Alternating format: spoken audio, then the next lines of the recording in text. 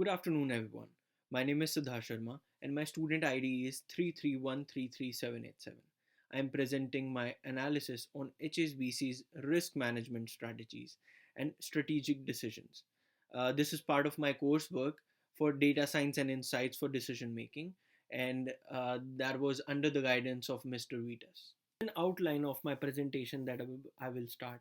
The table of contents start from introduction, significance and purpose, ISO framework, risk matrix, risk register, risk management strategy table, critical assets, and at last I'll talk about conclusion and recommendation. Let me just start with the introduction. HSBC is leading financial institutions in the UK, holding a significant share of banking market as shown in the pie chart, which is presented by a finder. It shows 125.5 billion, a whopping rate at which the market is held by HSBC. It is a ring-fenced bank and it shows its root from 1836. It helps millions of people in day-to-day transactions. Main operations include wealth and personal banking, commercial banking, and global banking and markets. Addressing these risks is crucial for maintaining operational efficiency, financial stability, and customer trust in highly regulated competitive market. As uh, a lot of banks are more and more dependent on digital ecosystem, it is very important to curb those risks. ISO, or International Organization for Standardization, provides a framework to manage the risk effectively. The framework focuses on building a resilient business continuity management system that ensures with banks' ability to operate during and after disruption. So, when we talk about the core components, the governance and leadership, planning and risk management, business impact analysis, resource management, and performance monitoring, it is very important to include these core components. And when we talk about the implementation strategy, there are four phases in total. That is context analysis and planning, development and record keeping, testing and training, and evaluation and enhancement.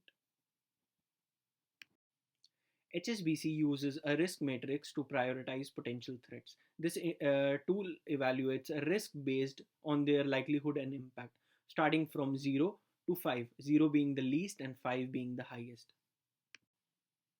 The risk register is another critical tool which is used by HSBC. It systematically documents the risk, detailing their potential consequences and measures required to mitigate them. It enables a structured approach to manage the risk and ensure that no critical issue is overlooked. So, when we talk about cybersecurity as a risk, it possess a possible ransomware, phishing, malware, and breach incident, which can affect the HSBC's system. The owner which looks after this is Chief Information Security Officer, and it is a high impact risk because anything which is dealt with the cyber security can lead to loss of data, uh, issues with system integration. So while using an old system with the new cloud platform can obviously uh, create a downtime and operational efficiencies.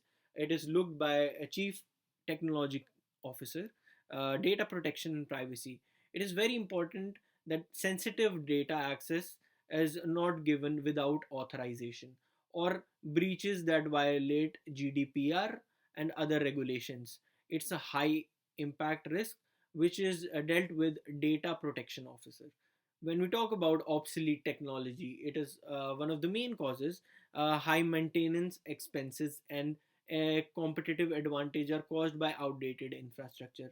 Now, by this I mean that there are a lot of technologies which are used, which are very obsolete and which are not required in the current scenario. This is dealt by a IT manager. AI related risk. AI related are the influence of adversarial risk and model drift based on algorithmic basis on automated decision making. So AI is an upcoming threat for a company, and but the risk measure is low. It is dealt by the automation manager. Let's move to the challenges HSBC faces. Operational challenges include this risk of cybersecurity attacks. When we talk about cybersecurity as a threat, it can be curbed by conducting vulnerability assessment and security audits on a regular basis. Multi factor authentication can be implemented, and plans should be created for incident reactions. Issues with system integration. Integration middleware can be used to connect the current and legacy systems. Uh, Plan system update should be done when there is low traffic, or else it will lead to site crash. Performance thorough testing should be done, uh, and data protection and privacy. Implementation of stringent data encryption and access control measures should be done. Audits for GDPR should be implemented, and staff members should be educated about the data protection procedures. Obsolete technology. Allocation of money for modernizing the infrastructure should be done, and switching to a cloud based system is much needed. When we talk about decommissioning of obsolete system, it should be done in methodical manner. AI related risk. Check AI models frequently for biases and drift. Employ strong adversarial testing strategies and provide a backup for important choices. HSBC identifies critical assets which include digital platforms, customer data, and IT systems. These assets are the backbone of its operation, and protecting them is essential to maintain service continuity and customer trust. For example, advanced cybersecurity systems are in place to safeguard sensitive customer information.